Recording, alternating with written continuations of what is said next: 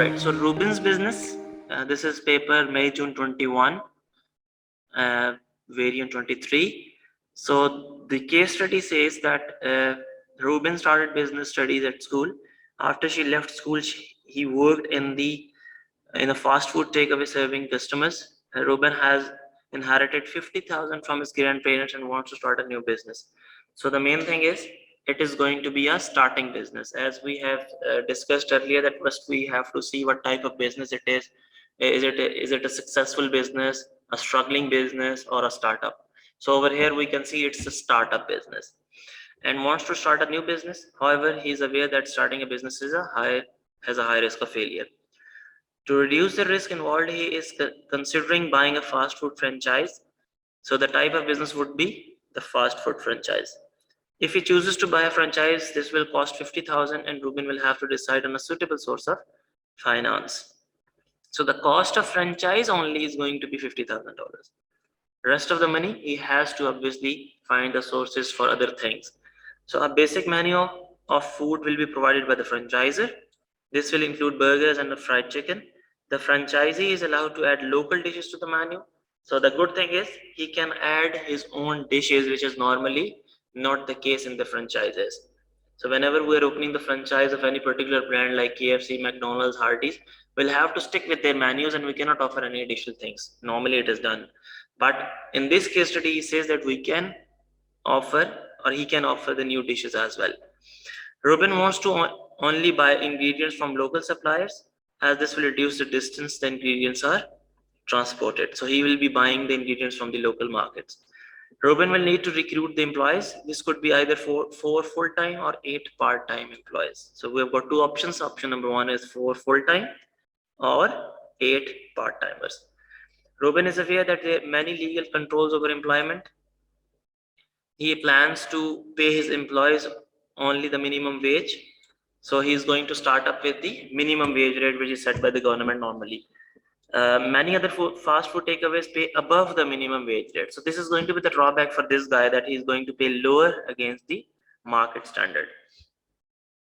Rubin has analyzed the market research shown in Appendix 1. He is planning a marketing campaign that will include advertising aimed at children. Young children will also be given free toys with their food. So Rubin is aware that RB's customer will want the food prepared quickly and at a competitive price. At certain times of the day, more food will need to be prepared and ready to serve. So this is the background of this case. While having a look at the market research data, we can see on the left hand side it is graph to show gender of customers using fast food takeaways. So while talking about the genders, the male are 40% in 2019 and now it is 70% in 2020. So that shows that the trend of male while having the fast food is increasing as compared to the females. So from 40 to 70% for the male and from 60 to 30% from the female. That means the trend for the female in terms of fast food takeaways is declining. Second, on the right hand side, he is telling us about graph to show the age of the customers. So the age is 15 and under. In 2009 they were 10%. In 2020 they are 20%. So there is a positive trend for the 15 years and under. So we can use this information in our analysis very easily and apply that information. Then 16 to 18 years, it was 50% in 2019 and it remained 50% in 2020. No big change. Then 19 to 29 years of age, 25% in 2019 as compared to 20% today. That means the trend is declining for 19 to 29 years of age. And again, similarly, it is declining for 15 to 10% for 30 and over. Now we have got the background of and the statistics of the market research data. We will look into the appendix 2 as and when it is required in the question. Appendix 2 and 3 will be done. So right now we have the background of this information. So let us start with the first question. So the first question is, explain 4 factors that may influence the location of a tertiary sector business. So while having a case study, before answering any of the question, one thing that is pretty important is In paper 2, we have to, whenever we are analyzing anything, explaining anything, or further analyzing anything, we have to apply that knowledge in the background or in the sense of the case study always. It is going to be in according to the case study. So generally he is asking you about the tertiary sector, and the currently the type of the business in which we are operating is tertiary sector as well. So that is why the four factors that may influence the location. So the first factor which may influence the location decision can be, what do you think?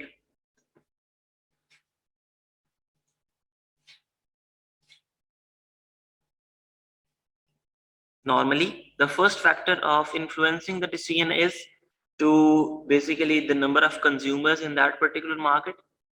So number of potential consumers in the market, that is the first factor. Now, how would you explain this factor? That if in any area in which we are starting a shop, there are more uh, customers that are going to reach our stores, or basically it is called as, in the business terminology, we call it footfall. So if the footfall is higher in a particular area, we may choose that location as compared to any other area which have a lesser footfall, right? So there are more walk-in customers coming into this business. So first factor is the walk-in customers or the higher footfall. What will be the explanation? So if there is a higher footfall and the walk-in customers are greater, that means the sales have a direct impact due to these walk-in customers. And while having a look at the fast food sector, if we are opening an outlet at a prominent location, that helps us out in generating the sales. That is a general explanation which is desired. So over here, 4 factors are required and 4 explanations are required, and total of 8 marks. That means 1 mark for the factor, and just 1 point of explanation is more than enough. So you'll have to find out the other 3 factors and explain them one by one in the scenario of the case study. Got it? All right, next, question number 2, 1 part B, explain how the following 3 factors could cause Ruben's new business to fail. 1, lack of management experience. So what's the structure? Let's find it out first. So we have got 1, 2, 3 points, and then a conclusion, and overall it's of 12 marks. That means 3 marks for each section.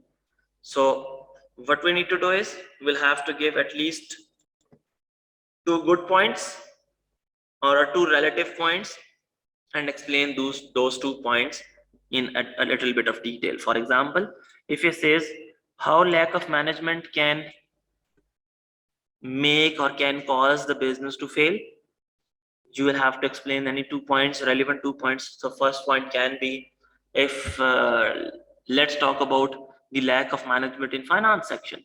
So if we are not managing financial aspects accurately, that means we may have the problems of cash flows, we may have the problem of financial analysis in the future, we may have the problems in the forecasting. So if we have problems in these sectors, that means if we are not accurately forecasting the sales, that means we won't be able to manage the expenses accurately. If there is a problem in the cash flow, we won't be able to finance our business. There will be the problems of the working capital in shorter run. So these 2 points can be given in the explanation. Similarly, you will have to give 2 points and explain them a bit.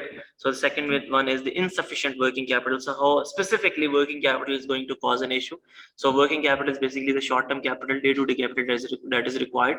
So we can explain that out specifically, that if we have got the working capital or running cash issues, that means we'll have to generate the cash in the shorter run quickly, and which is not possible for the business. And we believe that most of the business fail due to this reason, that they don't have the working capital with them.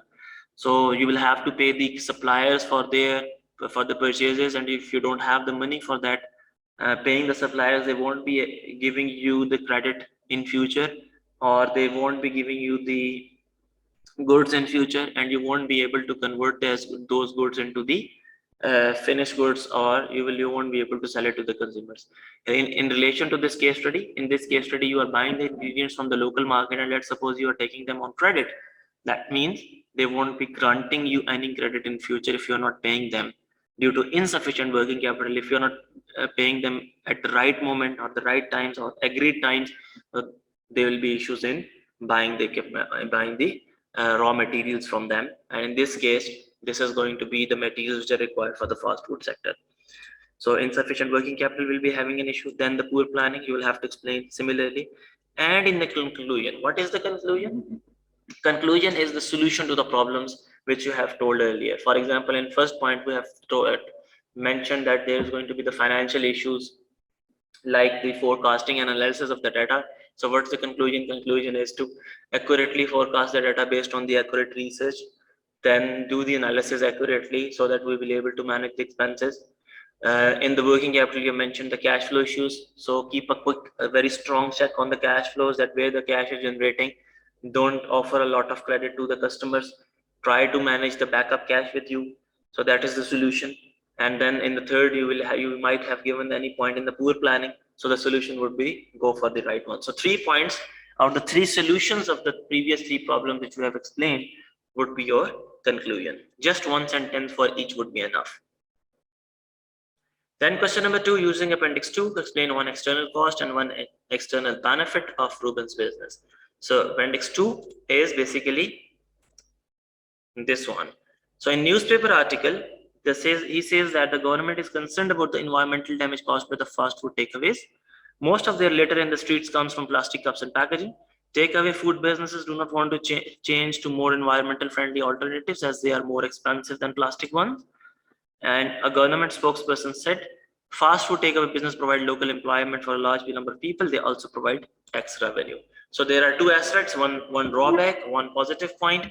That one drawback is obviously their packaging is causing a damage to the environment, and the negative point is they are causing the damage, and the positive point is they are actually providing the jobs to the local people. So he says, explain one external cost and one external benefit. So what is external cost? In the economics, we say it is the externalities that other than the business, outside of the business, what type of external cost which we have to bear. For example, if you are packaging as per the standards of the environmental organizations, you will have to bear the cost of it. There is going to be the cost of those packaging. So the first external cost, as explained in this case study, is the cost of packaging as per the environmental standards. So you won't be able to, you are not allowed to pack in the plastic based things which are actually cheaper, but they are the hazard to the environment. So in general, we normally say in the business studies, it is just fact that whenever we are going ethical, ethicality always comes with a cost, and that's the cost which we are bearing. So first external cost would be the cost of packaging according to the environmental standards. And what will be the explanation of it? Just have a look at this. This is an 8 marker question. That means, and 2 points are required. So 1 mark for the external cost and 3 marks for each explanation. So in 3 marks means you will have to give 2 points and then further explain those 2 points, or at least give 3 points of explanation, whatever you like to do. So external cost, I have told you, it is going to be the cost of packaging according to the environmental standards. Just write down the explanation as you like, how it is going to be the cost, because it is going to be expensive. What will be the impact of this on the business? That if it is expensive, obviously we'll have to manage an additional cash. We'll have to compromise a little bit on our profit margins. And but in the shorter run, this is going to be the cost which we are going to bear. Other than that, the cost which we have to bear would be, we may have to find the people who are actually manufacturing those type of products, because there will be lesser number of people who are actually providing those packaging or to the industry, because the demand for that type of environmental healthy packaging is quite less. So we may have to find those people as well. These are the problems or the cost which we'll be bearing. External benefit is basically, obviously if you are going environmental friendly, or the question is says benefit. So if you are going environmental friendly, what is going to be the benefit? So external benefit means the benefit to the environment. So what can be the benefit to the environment? So if you're going to do this business according to the environmental standards, we won't be littering, and all of the waste which are going out of into the world are basically not damaging any particular thing, or causing a very minor damage as compared to the plastic ones which are not eroded easily.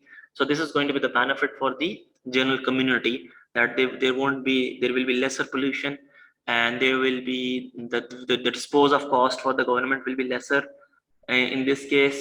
Plus the people who are going to have these materials will cause a little damage to the environment or no damage to the environment. So these are the benefits which you can explain, and 3 points of explanation, or I would prefer to go for the 2 points of explanation and give an impact on that explanation into the business or to the government or to the society. So this is going to be the 8 marker question for this. Then part B says, consider the following 3 possible ethical issues for urban business. So ethical issues for rural business. First ethical issue is advertising aimed at children. So if you are advertising which is aiming at children, what is the ethical issue?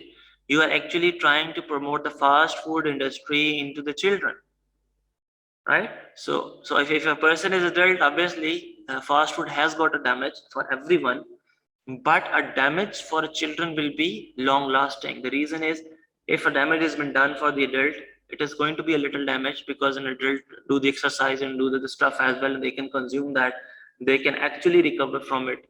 But if you are damaging a children, you are actually trying to create a trend for the children, that they will be having the fast food rest of their lives, because once a trend is built by the children, one a habit is developed by the children, they won't be obviously moving on to the organic ones.